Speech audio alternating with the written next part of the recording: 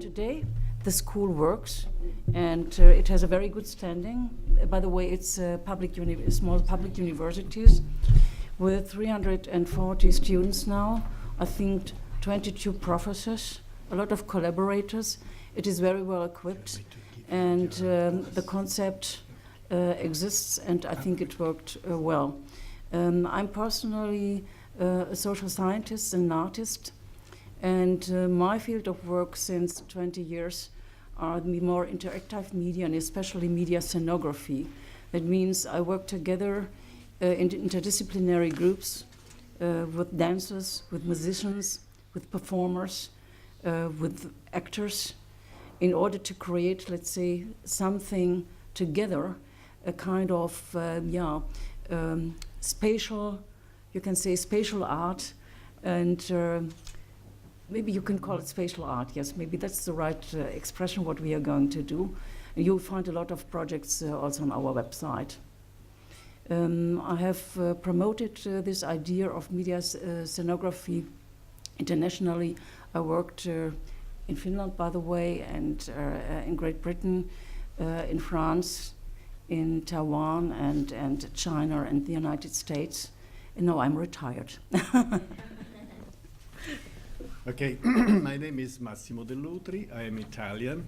I am a professor of philosophy. Nobody's perfect. And I teach philosophy in the University of Sassari, which is in Sardinia, you know, the big island in front of the peninsula. And I teach basically 3 courses: philosophy of language, philosophy of multiculturality, and philosophy of literature and arts. Happy to be here. Thank you. I'm Mary Miller. I started my career as a concert violinist. I then became a journalist, and I got very, very involved early on in professional musicians, professional artists working alongside the community. I then got involved in opera. I then went to America and directed a major festival there, before coming back to work to direct Stavanger's year as European Capital of Culture, and I now work in opera.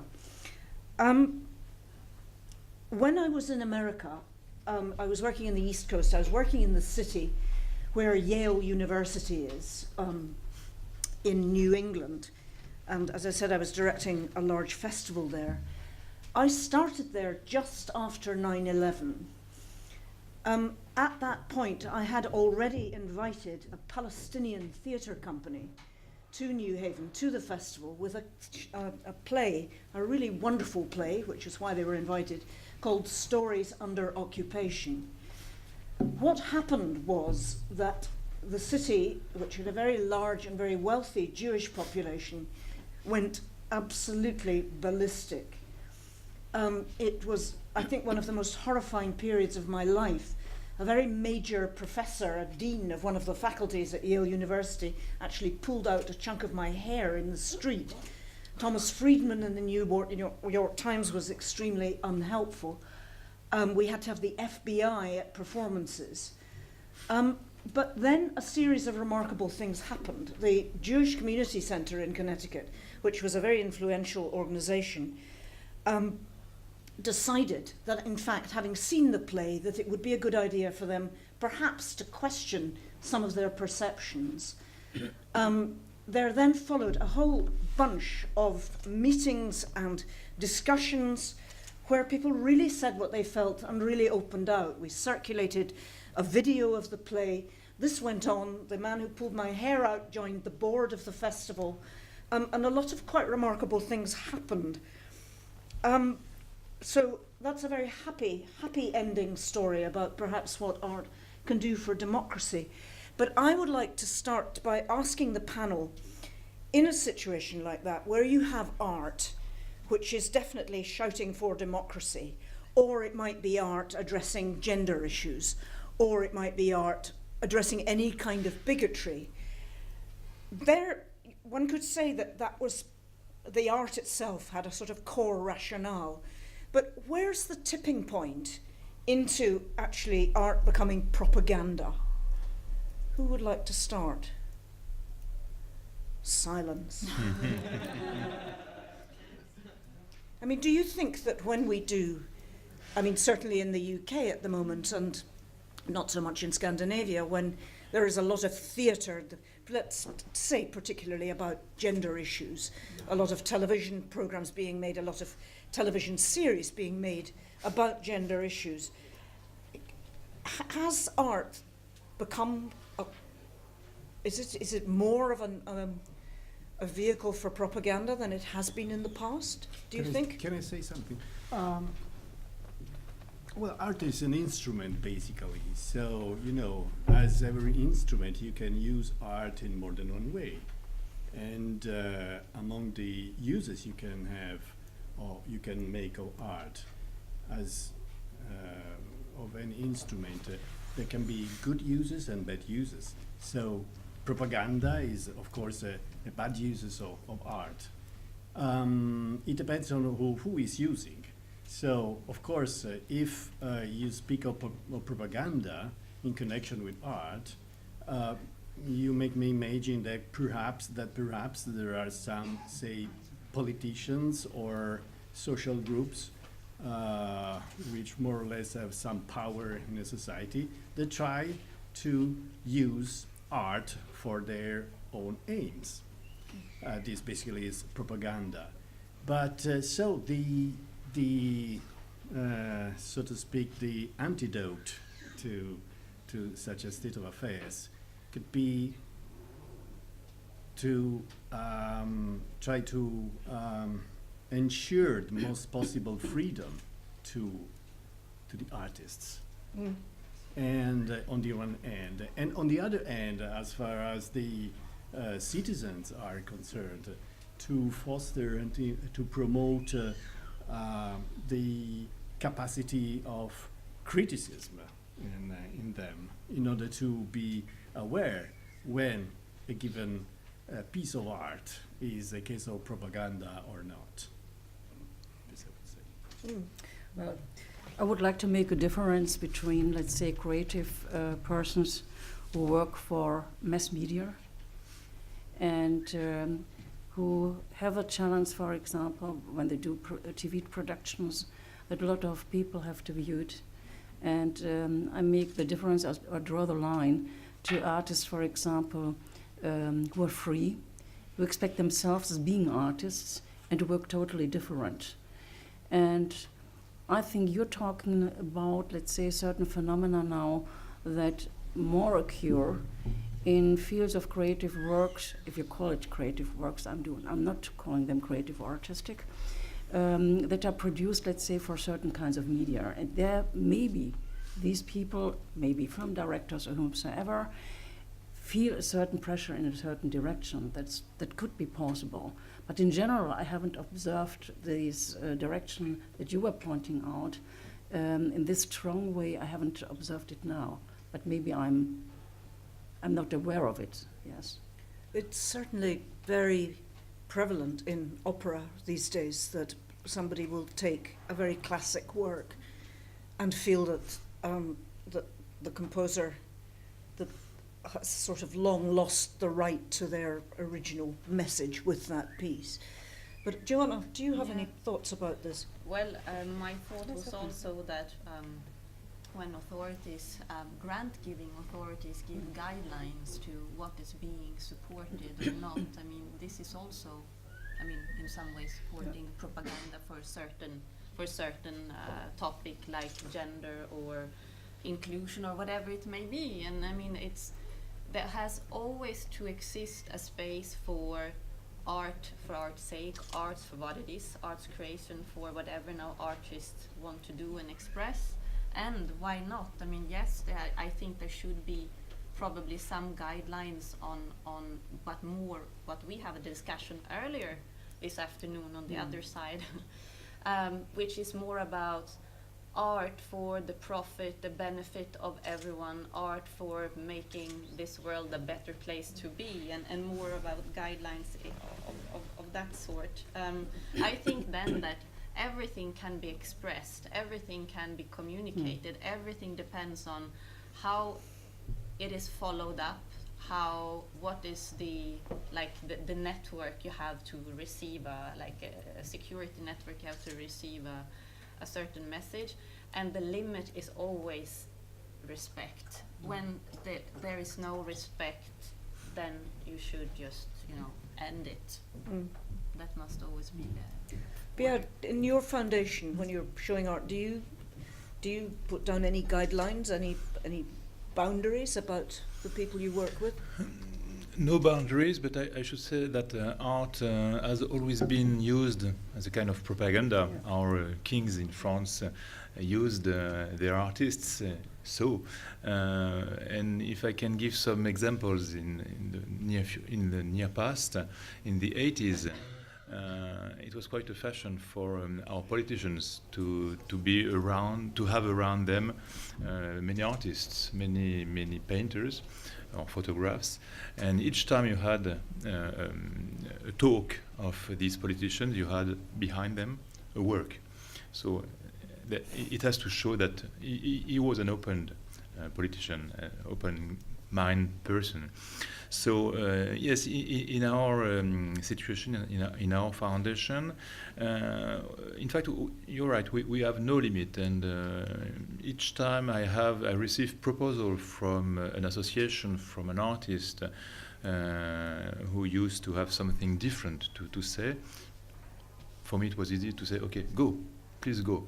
And no way if we have 100 people who are coming for a show, for a concert, or for specific action.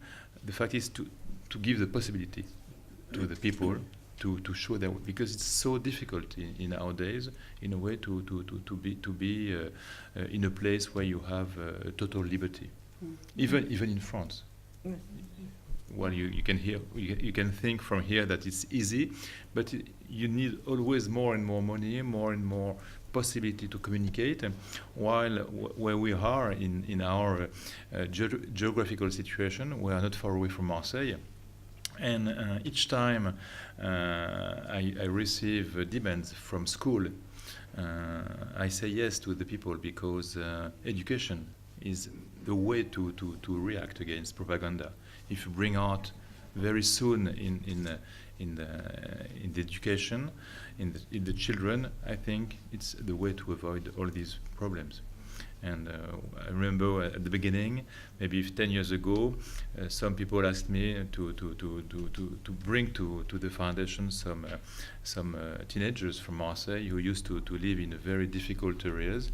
And I say, okay, please come with your teachers and we can talk about artists, about music and so on. And some of my persons in the board told me, no, please do not make these people come, because they are crazy, they will break everything. And these people came for the first time in a museum, and they were fantastic. They had fantastic questions, and we were very successful. I thought we were successful when these young people came maybe 15 days, a week or 2 months afterwards with their parents or grandparents. And it works. Yeah. It worked.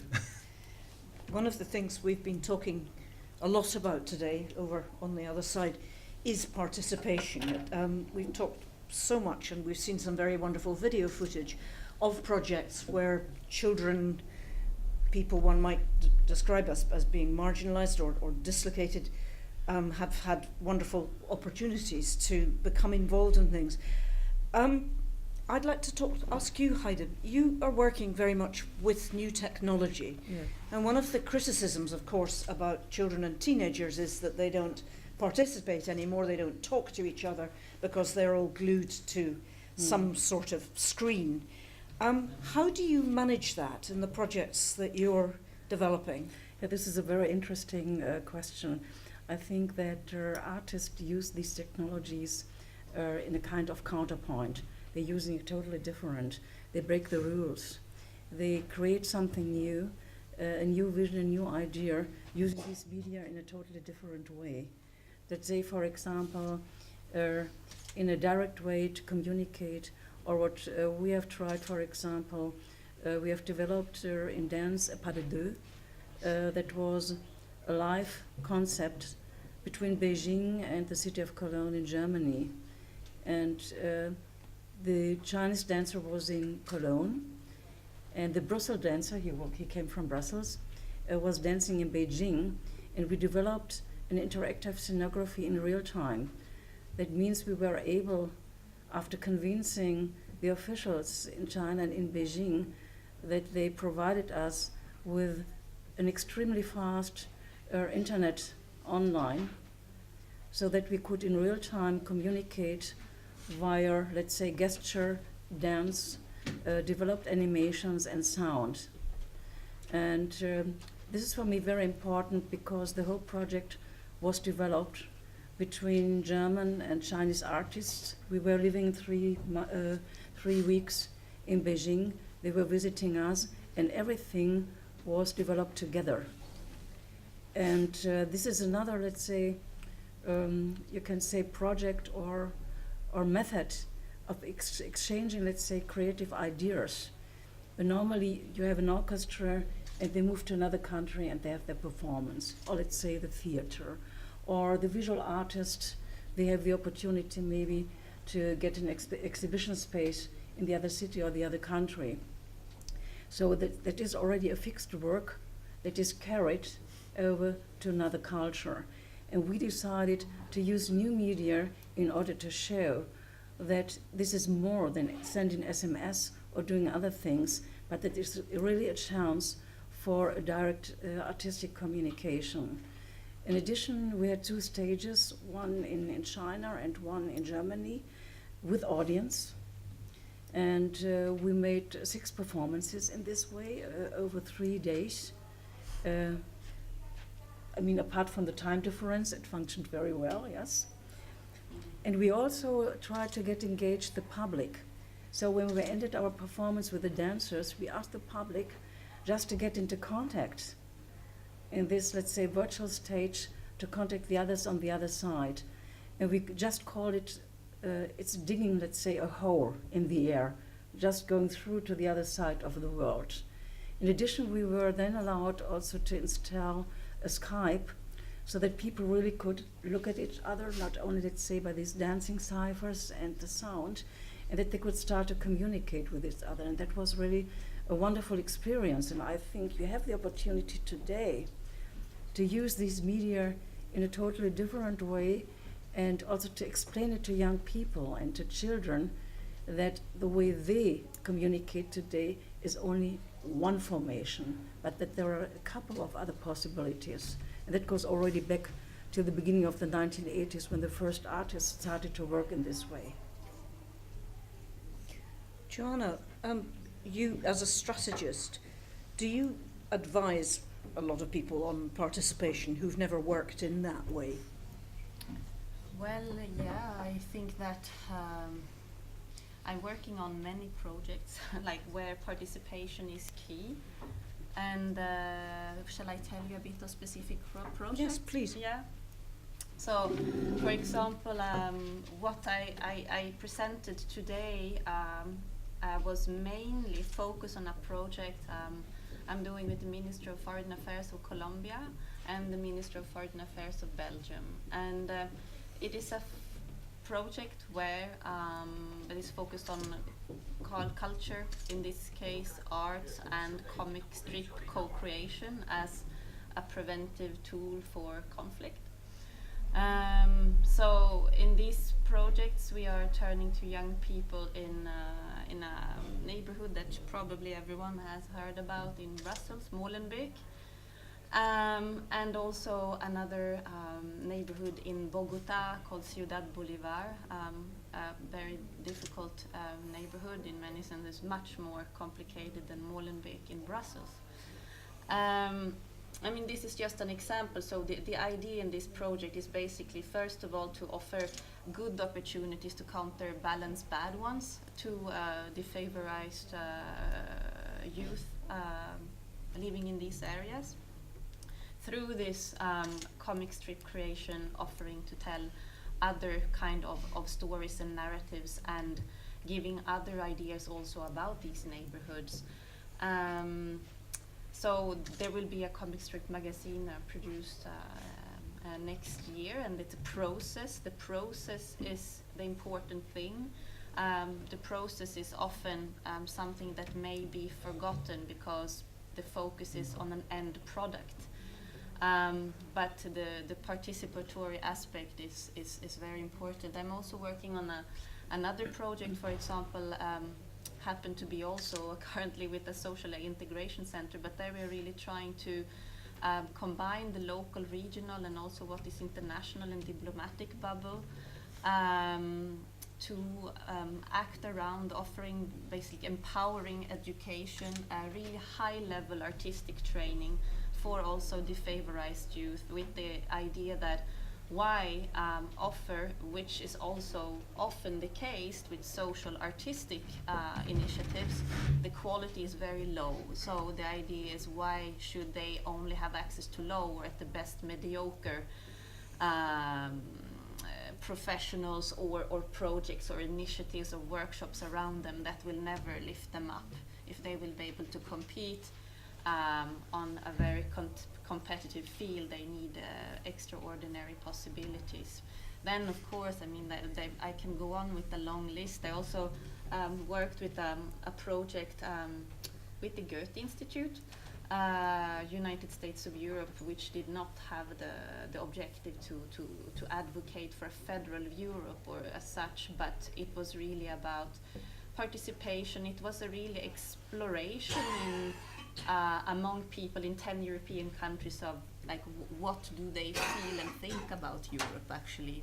And we had a sociologist team, we had an artistic team, and we had like multimedia laboratory that was combining these aspects in the exhibition, which was also very much key, because also so the visitors to the exhibition actually can express themselves, contribute with what they think about the exhibition, and also talk to the team and see interviews with people. And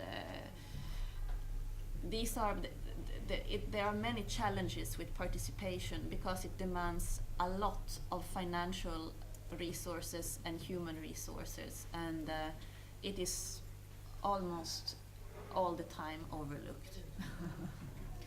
One of the things you just mentioned just now is that you know that all projects should have integrity. In that when you were working with your project in Molenbeek, you talked about the importance of quality.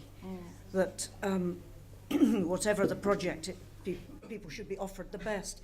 One of the things that worries me very much is how we are measuring quality. There seem to be very few means of doing that don't involve ticking boxes. Do you have any solutions for that? No, but I can maybe just comment on that, and I think that when I talk about the social artistic initiatives, often there is no strategy, there is no plan, there is a work a bit in a gray zone. You don't really know where you're heading and why you're doing it. So maybe the professional from art is maybe then working with these people is maybe fine, but either it's not maybe it's not the right person to transmit that, or there's not the right real plan behind it. It's a real big question, actually. It's a really hard one, isn't it? Yes, it is, because it is the question of the aesthetical value of a work of art.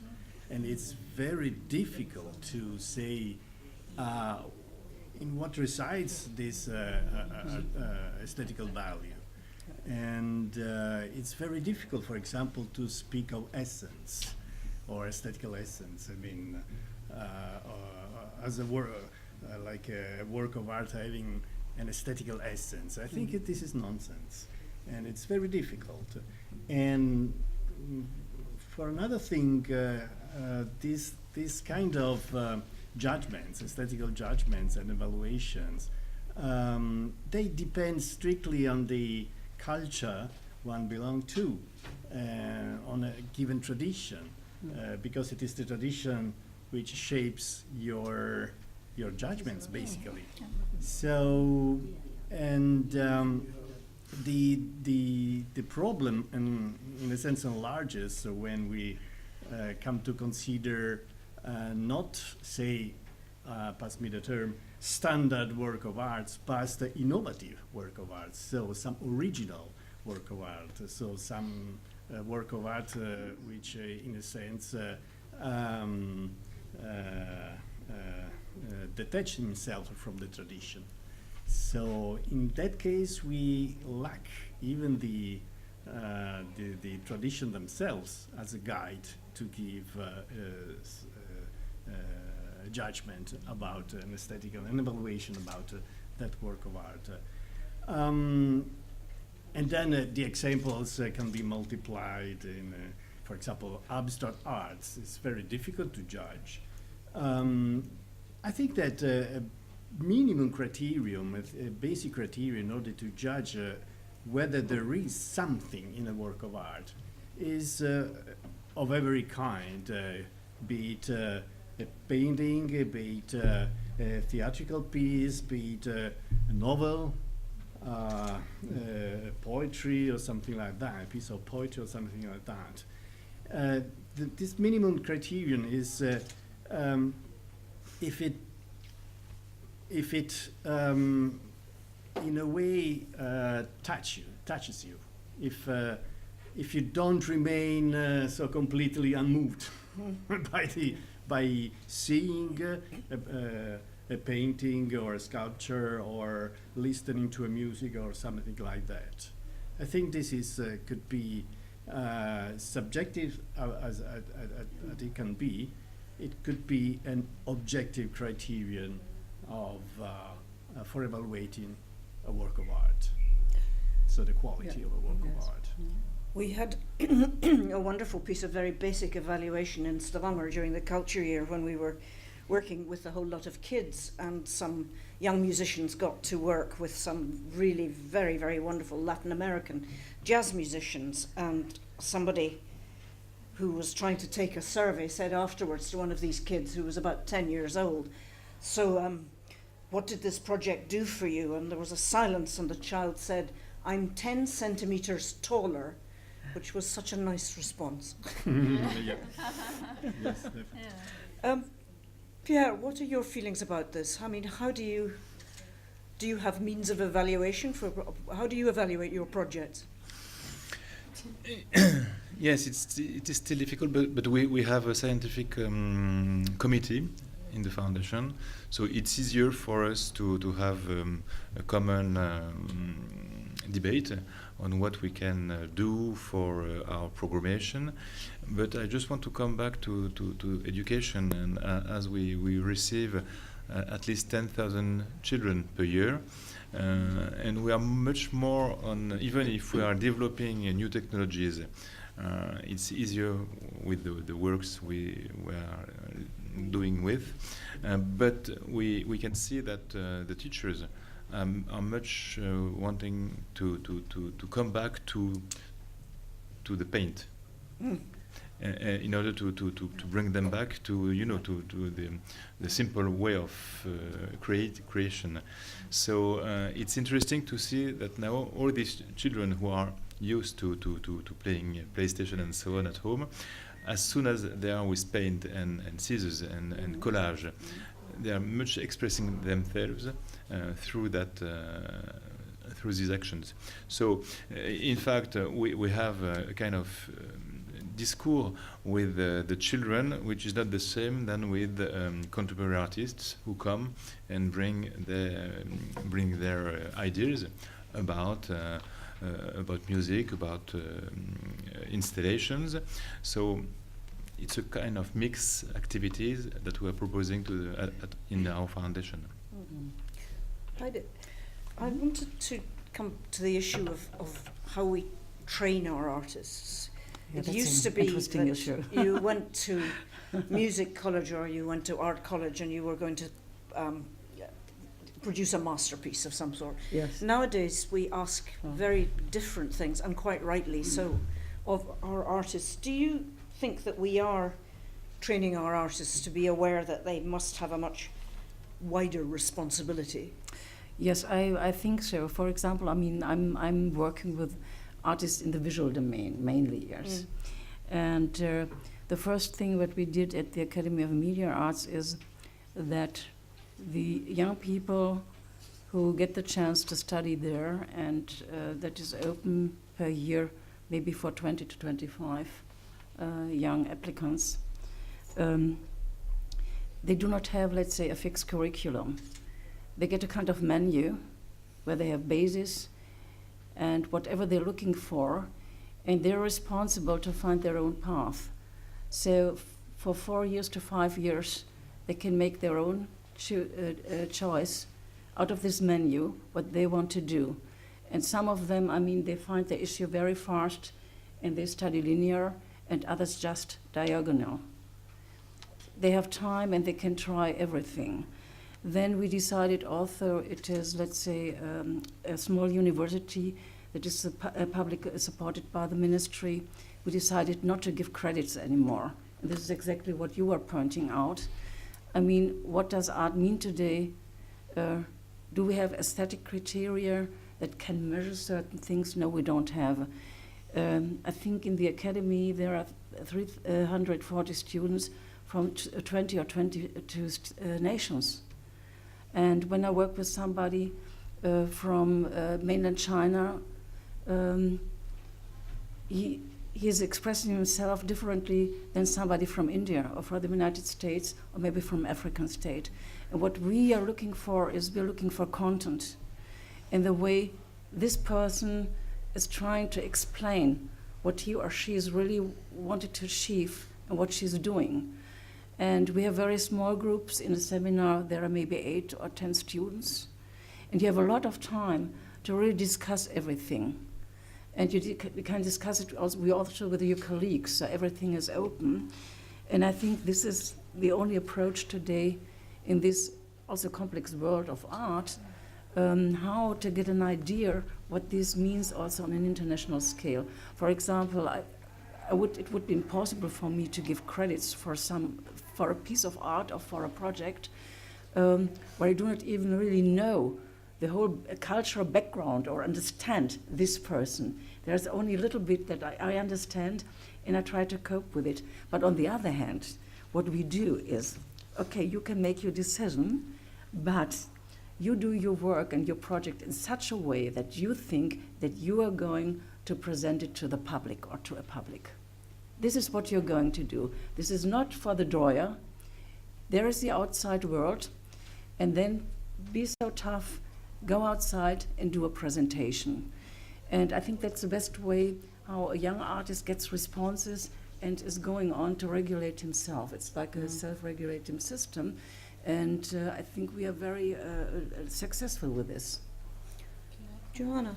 Yeah, I would love to comment on that. I think that it's extremely important to open up perspectives to all kinds of art students.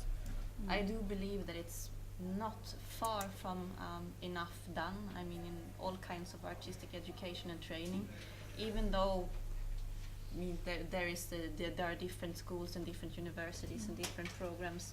Some of them are more innovative than others. But in order to cope with this changing and challenging world, and also that will demand a much more, I think, cross-sectorial intelligence. How do you collaborate with people from other sectors and so on? I think that it's not only to, have open perspectives in what are you telling with your art, what are you doing with your art, who can you collaborate in order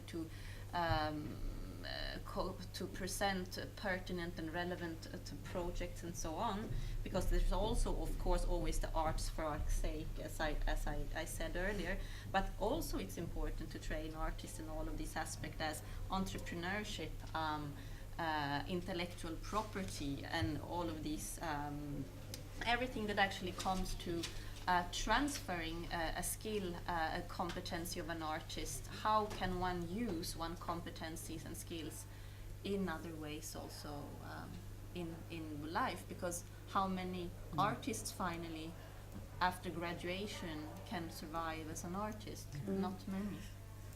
Pierre, do you have thoughts on this? No. No. I would like to open this out. I would like to know, have Are there questions you would like to ask this panel? Are there issues that you would like to talk about further? And do you have strong views about artists and their role in the world? Come on, Brigitte, you can say something now. As much as we might not like the idea of labels, I think they can be useful. For example, on the last thing that you discussed, for example, in my country, there's no such thing ever as community theatre. So I'm making a project with another member of the European Cultural Parliament. For the first time, we are bringing in the whole notion of community theatre, which is going out into the community, finding stories, they will perform it themselves. And this is absolutely unheard of, but the result, which will be local stories about them and nothing to do with the central city. So in this case, what is perfection and what is a beautiful work of art has got nothing much to do with the result, but all about the process. And if you are an abstract painter, then it's just the work that you will present. And if you so I'm saying that, you know, perhaps labels can be useful for this kind of thing, that's number one. Number two is that let's remember why what art is about at its very fundamentals, and that is it's about being human. And when we're talking about being about conflicts and about very difficult things, perhaps people get their ability to be human gets hijacked from them, whereas being an artist, this is the place where you can be human, including having conflicts. There is drama on stage, and let's have it on the stage, and let's have it in the music, and let's feel those emotions that that music gives us before we kill people in the streets. I mean, these are some ideas that are relevant to the topic that we're talking about today. I'm sorry, I think you were first. Yeah. I study in European Studies in Amsterdam. Yeah. And what always drives me a bit crazy in Amsterdam are, for example, the prices for a cultural event or to go into a museum. So art becomes very easily very elitist. And how is it possible to work against that and to allow everybody to participate in these events? I mean, of course, money has to be earned, everybody has to have a living, but I think art should be for free. What are your thoughts, ideas, strategies? The state. I don't know. Probably because if there's a probably human is more, you can give him a better answer. But I mean, a private promoter of art has to do his or her job after all. So he has to make some profit. So if you say to have art for free, and I agree, of course, and I see only the state could the government could take this plan working. This is the only. But you know, it's not so easy. It's a big discussion in France about the way we have to pay or not to enter to a museum. For our foundation, we have to pay something. But each time we do some special events, vernissage, or la Nuit des Musées, Nights Museum, or the European Weekend for Culture, it's free. So it's a huge amount of people who is coming, except people who are living all around us. All the poor people or the minorities that don't come because for them it's not for them. So I don't know how to make it, except dealing sometimes with some institutions, some associations in these quarters, difficult quarters, where we can have 20% by 20%, but otherwise they think by themselves that it's not for them. So it's difficult. So it's why I said it's the education first, We have to make these young people come with that school teacher, and then to propose them to come back with their parents, with their friends. Sometimes we have actions about street artists, or with a special dance for youngsters. It's not a big influence. I don't think that free tickets create like access for a certain audience that feel that they are outside art or not concerned to art, because the block it's in their mind and it's in the mindset. Obviously, it's great if many corporations, big companies, and there is a lot of public.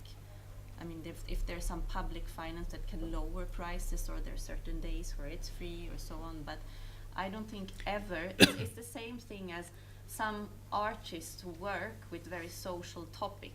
It's in top gallery X or Z, in big capital X or Z, and even though they're working on a very social topic, they will never ever reach to another audience except from the elite that always goes to this gallery. So that's a kind of bit of a hypocrisy to me.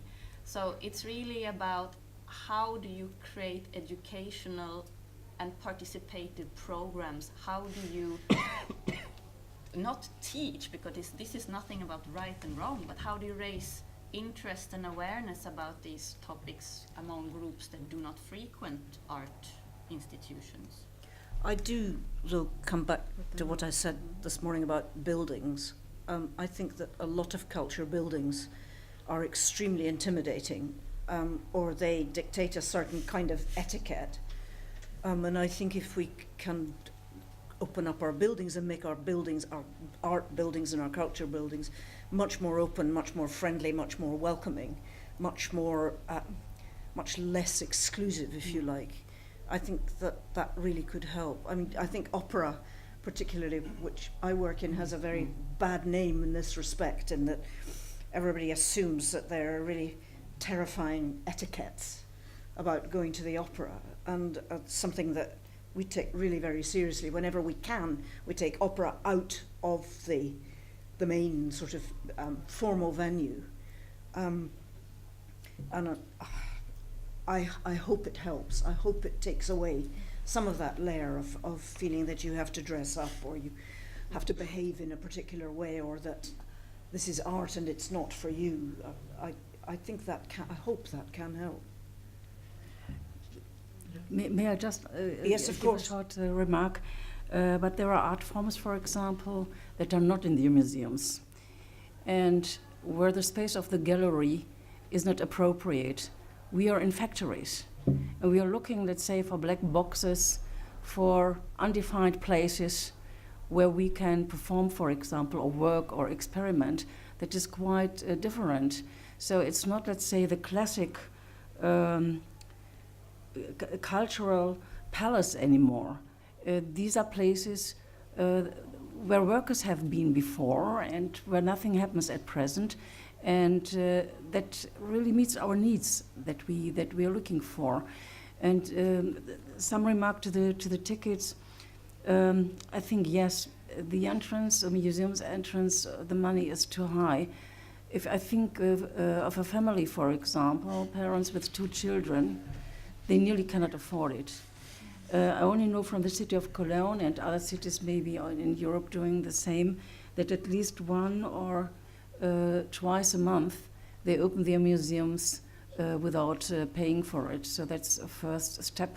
But on the other hand, I think it is also necessary to look, let's say, for a kind of a little amount of money, for example, a symbolic amount, because this is, let's say, a respect also for the creative work that you are seeing. And I think that is also very important for the artists whom you see and who are still alive, although they do not gain anything from it, but it is, let's say, a gesture towards them. But it depends. I mean, it's the money of the taxpayers, yes. So it's a part, let's say, of public politics or cultural politics in that case, yes. Sorry, were you first? I'm not sure. Just to answer the questions, one of the matters about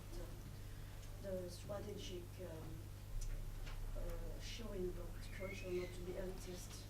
I've been in Aix-en-Provence as well, and I've worked with the Oratory of Aix-en-Provence, and we worked with your foundation and the Conservatoire d'Arts as well.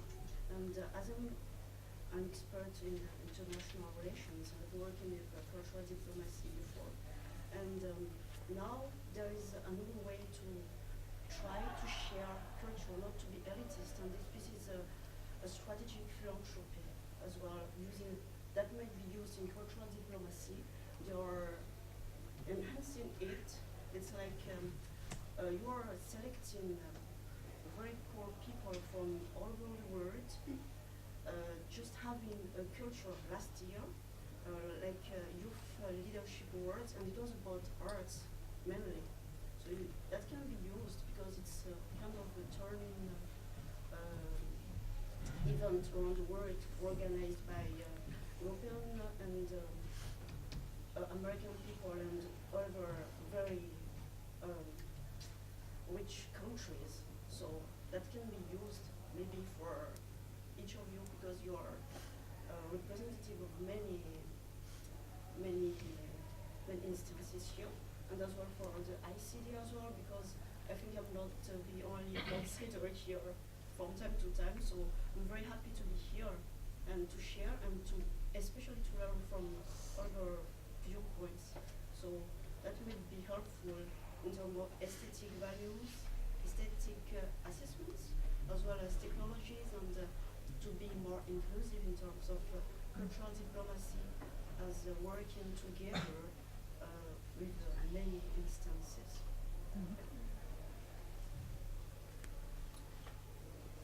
Yeah. It is a little. Yeah. Oh, sorry. Unless Nope. you want to comment. No, please. No. Okay, because it is a little bit in this sense as well. We're talking in this panel about human rights, about democracy, about rule of law.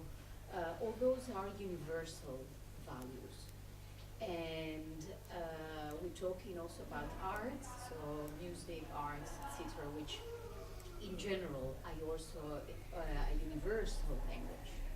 But still, I mean, I like to see that much the universal dimension of arts and culture. So this global approach we are witnessing, I mean, clearly, I think we are more and more creating a global identity somehow. And I'm not sure the arts and culture are following, or what is your opinion on that? So this, I would say, multinational, multicultural approach to arts and culture. What are your views? So this global dimension. I think there has been always a global dimension in the arts, because the artists have been a community since at least the beginning of the 20th century, the so-called modern art, where artists from all the countries had a very close exchange. They left their countries, they went to Paris, for example. That was a very important point where they met. They met in Bergen, they met in other cities and so on. So they are like nomads. The creative people are like nomads. And there is a very intense exchange between, let's say, painters, authors, musicians, and so on. You can follow it up if you're a little bit closer to art history. And that keeps up still today. I mean, Pierre, you're working on an international scale. The same is with me, and with the young artists with whom I'm working. It's so normal that you work with someone from China, my collaborator is from Venezuela, the next one comes from Italy, and so on. And you're working on one topic. The author with whom I'm working, this woman, she comes from Afghanistan. And suddenly, in a small project or a small group, there are maybe 8 people from 5 different nations. And we never question it. Mm. So I think that's really somehow at the core also of art, that you have this exchange. And it's also in the opera and musicians and so on. They are always in exchange, yes, internationally. So there you have a kind of globalization. And that's, I think, quite different from, let's say, other issues in our society. No, I would agree. Yeah, I would agree. Birgit, sorry. I just want also good news to the person who asked the question about how expensive it is.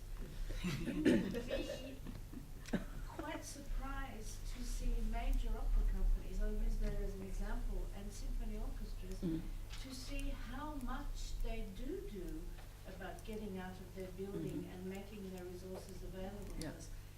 You probably would be surprised because you don't think that that's what they do. And my evidence comes from the fact that I have a client for whom I do copywriting, which means every day I trawl through the websites of major opera companies and concerts pianists because I have to look for certain things. And I'm astonished in Europe, the great capitals, how much there is for children or young people. So if you want to find out, just have a look, you'd be surprised. Sorry, do you want to respond to that? Well, I think that I formulated my question in a bad way. For me, it was not about the ticket prices in themselves. For me, it's how you understood it as well, like to bring the people that usually don't or will not go into a museum, and how that is possible. And why do I think about that? Because it's obviously that when the community, for example, that doesn't feel represented in these museums, they will probably not come. So I'm not very knowledgeable in the world of art, but I think that if you give these people a platform from, for example, from poor neighborhoods, but you don't give them a platform somewhere in a house where they do something on your own, but in a big museum where there's a lot of art from big artists, then they will come, they will look what their people are doing, and then they will walk around the museum and look for these kind of opportunities. And I agree that a lot of people are doing that, but at the same time I live in a city in Amsterdam where there's really 99% of the things are too expensive to afford, and not only for people who don't have money, but for students, and I'm not talking about normal lower class, I'm talking about refugees, I'm talking about people who are literally at the bottom of society. They have no option. There is nothing for them. They don't even speak the language. They have to be included, and it's not about ticket prices, but it's just to allow these people to participate, because for them it's the most important thing. Of course, no, but again, back to these big buildings and all of these things, I think that there is an infinite, everlasting work in making people meet, communicate, and to explore and to be able to participate. I mean, and unfortunately, I mean, big art institutions and museums, some of them are doing kind of interesting initiatives, educational programs and so on. When it comes to smaller private initiatives, much less, obviously, but I mean, I think it's changing. There is a trend coming. I mean, there is a trend, there is a development in this sense, for sure. I'm doing everything to lobby for it. So. I think there's also changes in the way arts organizations are funded. It's actually very, very difficult to get money just to do a mainstream art performance. I think all responsible governments and funders now do build in something about that, you know, how is this going to affect change? You know, how is it going to affect your audience? How are you, what is the outreach connected to that? And I think the more that public bodies recognize that in funding and impose and if you like, bully arts organizations to reach out in that way and to broaden what they're doing, the better that can be for us all. Are there any more questions? Because I see a lot Everybody's tired. I see a lot of very tired white faces. Thank you very much. Thank you very much to everybody on the panel. Thank you. Thank you, Mary.